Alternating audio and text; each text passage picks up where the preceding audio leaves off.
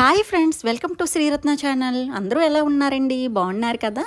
ఈరోజు నా day vlog వచ్చేసి ఇలా పొద్దున్నే పనుల దగ్గర నుంచి నైట్ టైం వరకు నేను ఎలా పనులు చేసుకున్నాను, నెక్స్ట్ పిల్లలకు కానీ పెద్దవాళ్ళకి కానీ ఎంతో ఇష్టమైన నేతి బొబ్బట్లని హోటల్స్లో మాదిరి హోటల్లో వాళ్ళని అడిగి తెలుసుకొని మరీ మంచి మంచి టిప్స్తో ఈరోజు ఎలా ప్రిపేర్ చేశాను, అవి ఎలా వచ్చాయి, వాటి కోసం నెయ్యిని ఎలా ప్రిపేర్ చేసుకున్నాను అనేది ఫుల్గా బ్లాగ్ చేశాను.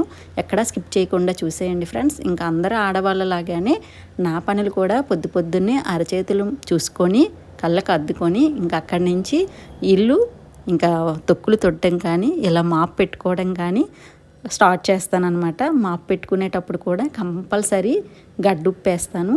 లైజాలు విమ్ లిక్విడ్ ఒక డ్రాప్ అనమాట. ఇలా వేసి ఒత్తుకున్న తర్వాత ఇంకప్పుడు దీపం పెడతాను. దీపం పెట్టేటప్పుడు కూడా ఇంకంతా నార్మలేనండి. సోమవారాలు బుధవారాలు మన ఇష్టమైన దైవం రోజు తలస్నానాలు చేసుకున్నట్టు చేసుకొని ఇంకంతే మొత్తం అంతా ఇల్లు కడగడం అంతా అయిపోయింది. ఇప్పుడు కలువ పూలతో ముగ్గు వేసుకుంటాను. డిజైన్లో ఎక్కడో ఒక దగ్గర కలువ పువ్వు ఉండేటట్టు చూసుకుంటాను. అలా కలువ పువ్వు ఉంటే మంచిదంట ముగ్గులో. అలా వేసుకున్న తర్వాత ఇంక ఇప్పుడు దీపారాధన. ఈరోజు నేను ప్లాన్ చేసుకున్న పనులన్నీ కూడా సవ్యంగా అయ్యేటట్టు చూడు తండ్రి అని దండం పెట్టుకుంటాను. అందరమే అంతేనండి, ఎవరికి నచ్చినట్టు వాళ్ళు ఆ భగవంతుణ్ణి ఉదయాన్నే ప్రార్థన చేసుకుంటారు. సో ఈరోజు కూడా అంతే. ఇప్పుడు పని స్టార్ట్ చేసేయడమే. ఇంకా అసలు ముందు చేసేదంతా పనే, కానీ అది పనిలాగా ఉండదన్నమాట. ఇంకా ఇది డిఫరెంట్ అనమాట. సో ముందుగా నేను నెయ్యి చేసుకోవాలనుకున్నాను కాబట్టి ఈరోజు నేను ముందు రోజు నైటే ఈ మీగడంతా తీసేసి కొంచెం పెరుగు కలిపేసి పక్కన పెట్టేసుకున్నాను. ఓవర్ నైట్ అంతా కూడా బయట ఉంచితే బాగుంటుందని. ఆ తర్వాత బొబ్బట్ల కోసం శనగపప్పు తీసుకొని రాలేమైనా ఉంటే చెక్ చేసుకొని అది ఇంకా నానబెట్టుకోవడమే అనమాట. అందుకు రెడీగా గిన్నెలో పెట్టుకొని తర్వాత సూజీ రవ్వ అదే ఉప్మాను ఒక కొంచెం మైదా పిండి ఒక అరకిలో తెప్పించుకొని పక్కన పెట్టేశాను. ఇప్పుడు ముందుగా స్టవ్ అంతా నీట్గా తుడిచేసుకొని రసం ఒకవైపు పాలు ఒకవైపు పెట్టేశాను. అంతా పాలు అనేవి మాకు మంచి ఆవు పాలే కేంద్రం నుంచి వస్తాయి, అవే వాడుకుంటాము. ఇంకా టిఫిన్ అయితే ఏమి ఉండదండి, నేను ఒక్కతనే కాబట్టి రాగిజావ చేసేసుకుంటాను. ఇవన్నీ కూడా రెగ్యులర్ అనమాట. పిల్లలు ఉన్నప్పుడు కంపల్సరీ ఇడ్లీ అట్టు ఉంటాయి. ఇంకా ఇప్పుడైతే నేను ఒక్కతనే కదా, ఇంకా టిఫిన్ ఎందుకని చెప్పి రాగిజావతో నేనైతే ఇంకా నా టిఫిన్ అయితే అయిపోయినట్టే. తర్వాత ఇప్పుడు రాగిజావ చేశాక అంటే నాకు ఉదయం టిఫిన్ అయిన తర్వాత కాస్త బ్రేక్ తీసుకోవాలి ఎలా ఉండదు. మొత్తం ఇంకా అవతల వంట అవుతూ ఉంటుంది, అవతల పనులు అయితే కంప్లీట్ చేసేయాలి అనిపిస్తుంది అనమాట. ఇంకా అటువైపు రసం అది పెట్టేశాను కదా, ఈలోపు ముందు బాగా కలుపుకోవాలండి. బొబ్బట్లకి ఎప్పుడు కూడా ఉదయం లేచిన వెంటనే దీపం అయిపోయిన వెంటనే ఈ పని స్టార్ట్ చేసేసుకోవాలి. ఖచ్చితంగా 4 గంటలైనా ఉండాలి. కరెక్ట్గా నేను 1/2 కిలో మైదా పిండి తీసుకున్నాను. 1/2 కిలో మైదా పిండికి ఒక 3-4 స్పూన్లు గోధుమ నూక, కొంచెం సాల్ట్ వేసుకొని ఇలా కొంచెం వాటర్ వేసుకుంటూ మంచిగా కలిపేసుకోవాలి ముద్ద మంచిగా. అంటే నేను ఇప్పుడు దీపం అయిన తర్వాత అంటే 8 o'clockకి ముద్ద కలిపాను. నేను 2 o'clock కల్లా స్టార్ట్ చేస్తాను అనమాట. అందుకని నేను 8 కలుపుకున్నాను. అయితే ఇలా ముద్ద కలిపిన తర్వాత ఫుల్గా ములిగేటట్టు మన దగ్గర ఉన్న సన్ఫ్లవర్ ఆయిల్ని వేసేసుకొని మంచిగా ములిగేటట్టు పక్కన పెట్టేసుకోవాలి. తర్వాత ఇంకా అదే 8 o'clockకే నేను శనగపప్పు కూడా నానబెట్టుకున్నానండి. ఇంక ఇప్పుడు ముందుగా దొండకాయలు కట్ చేసేసి దొండకాయ కూర, చారు, పప్పు అన్నీ ముందు ఇవి కంప్లీట్ చేసేసరికి అది నానుతుంది కదా. లంచ్ అయిన తర్వాత నేను ప్రిపేర్ చేస్తాను. అదే మీరైతే మాత్రం అంటే లంచ్కి అవసరం అనుకోండి, ముందు లేచిన వెంటనే ముద్దలు కలిపేసి పక్కన పెట్టేసుకోవాలి. ఎంత మంచిగా ముద్ద కలిపితే అంటే ముద్ద నానితే అంత బాగా వస్తాయి అన్నమాట. సో చాపర్ ఉంటే మాత్రం ఒక మనిషి ఎక్స్ట్రా ఉన్నట్టే అనమాట. లేదంటే ఇప్పుడు దొండకాయలే కట్ చేయడానికి ఎంత టైం పట్టి ఉండండి, నేను 5 నిమిషాల్లో ఫటాఫట్లు ఆడించేసాను అనమాట. సో చాపర్ వలన అంత మంచి యూజ్. ఎవరైనా సరే దాన్ని కొనుక్కోవడం అనేది నాకైతే బెస్ట్ అనిపిస్తుంది. అన్ని కూరగాయలు చాపర్లో వేసేస్తాను. దొండకాయ ఒక పక్కన స్టవ్ మీద పెట్టేశాను.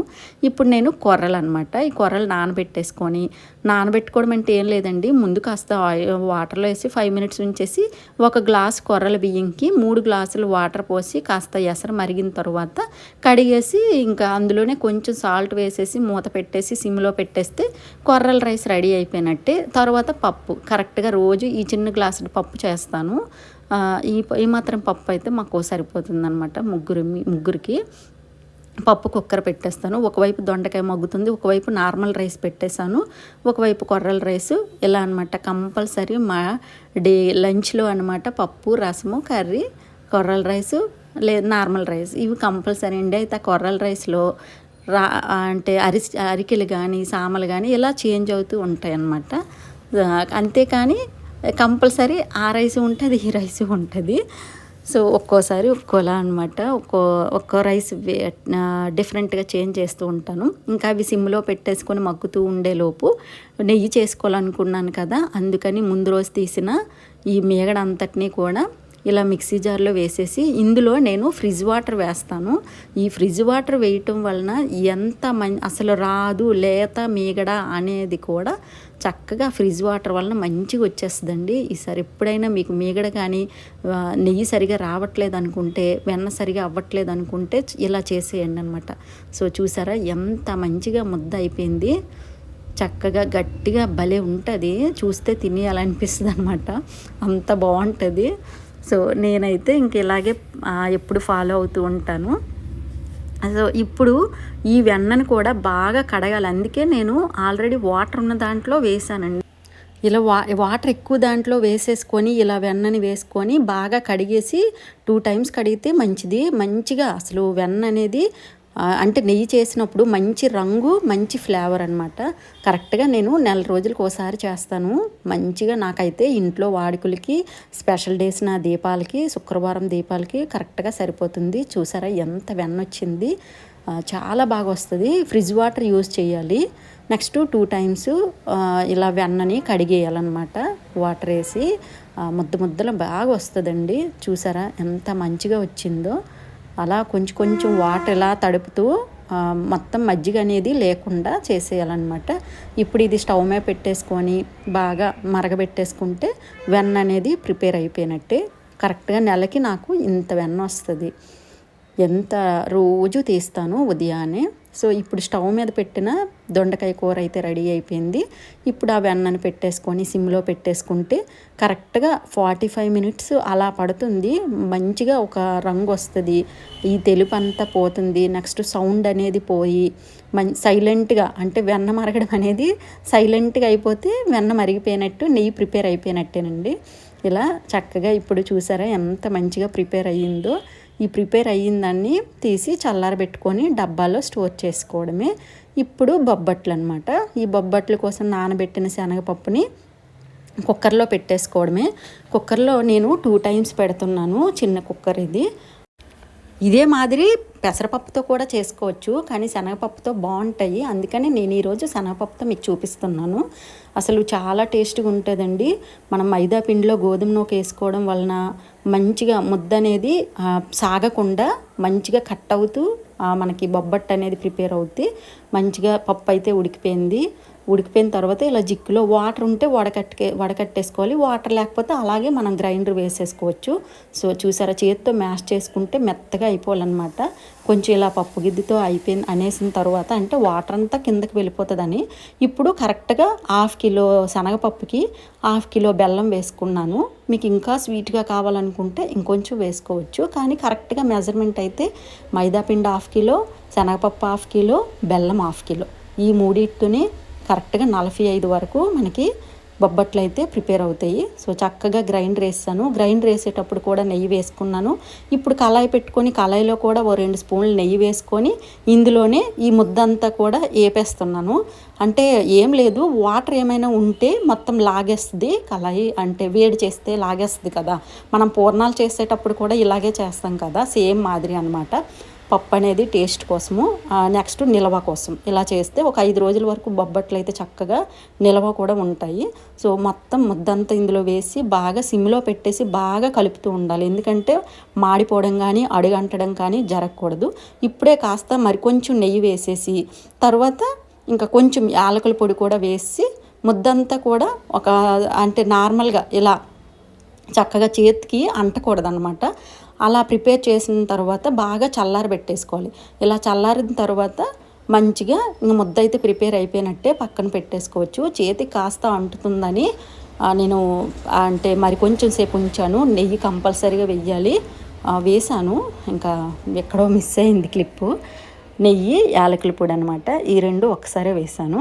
అయితే ఇప్పుడు చక్కగా ఈ నూనెలో వేసాం కదండి, మొత్తం ముద్దను నానబెట్టేసాం కదా మైదా పిండిని, ఈ ఈ ఆయిల్నే తీసుకొని మనం ఇప్పుడు వాడతాం అనమాట. ఒక పేపర్ తీసుకొని, అంటే అదే ఏదైనా కవర్ తీసుకొని దాంట్లో కొంచెం మైదా పిండి ముద్ద తీసుకొని, ఈ మైదా పిండికి డబల్ శనగపప్పు ముద్ద తీసుకోవాలి.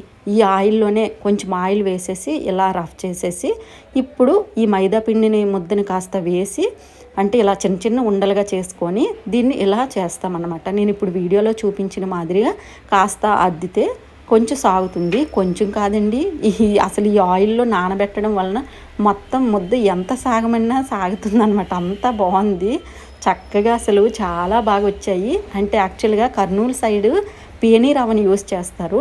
నేను అక్కడ ఉండేటప్పుడు వాళ్ళు పేనీ రవ్వతో చేసేటప్పుడు ఇటువైపు అయితే ఇలా రావేమో అనుకున్నాను. అంటే మైదా పిండితో అయితే రావేమో, అక్కడ పేనీ రవ్వ దొరకదు కదా అనిపించేది. కానీ వాళ్ళ పేనీ రవ్వతో సమానంగా గోధుమ నూక, మైదా పిండి వేస్తే అదే ఈక్వల్గా వస్తుందన్నమాట.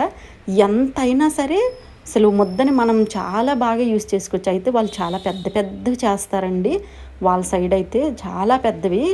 ఇంకా అసలు మన సైడ్ పూర్ణాలు ఎలా యూస్ చేస్తామో అదే విధంగా అనమాట. ఇప్పుడైతే అలా అద్దుకొని, ఇప్పుడు కొంచెం ఒక ప్యాన్ పెట్టుకొని దాంట్లో నెయ్యి వేసుకొని అదే నేతిలో ఇలా రౌండ్ చేసేస్తే చూసారా అంత పలచుకొచ్చింది. ఇప్పుడు బొబ్బట్టు అనేది వేపేయడమే, ఏం లేదు, సిమ్లో పెట్టేయాలి. సిమ్లో అంటే మరీ సిమ్లో పెట్టామనుకోండి చాలా ఎక్కువ టైం పెట్టేస్తుంది. సో నా మీడియం ఫ్లేమ్ కంటే కొంచెం తక్కువ అనమాట. మీకు అర్థమైపోతుంది, చూస్తే తెలుస్తుంది.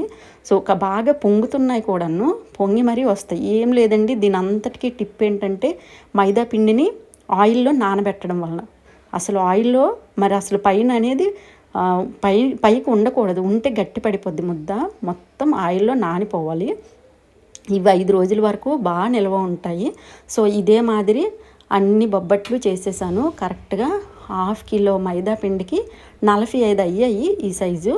ఇంకా మీరు పెద్దవి చేసుకుంటే 40, 35 ఇలా మీ సైజు బట్టి ఇంకా అవి వస్తాయి. అంటే ఒక లెక్క అనేది మీకు తెలుస్తుంది కదా, మీరు ఎన్ని అవసరమైతే అన్ని చేసుకుంటారని చెప్పి నేను ఈరోజు కౌంట్ చేసి మరీ చెప్తున్నాను.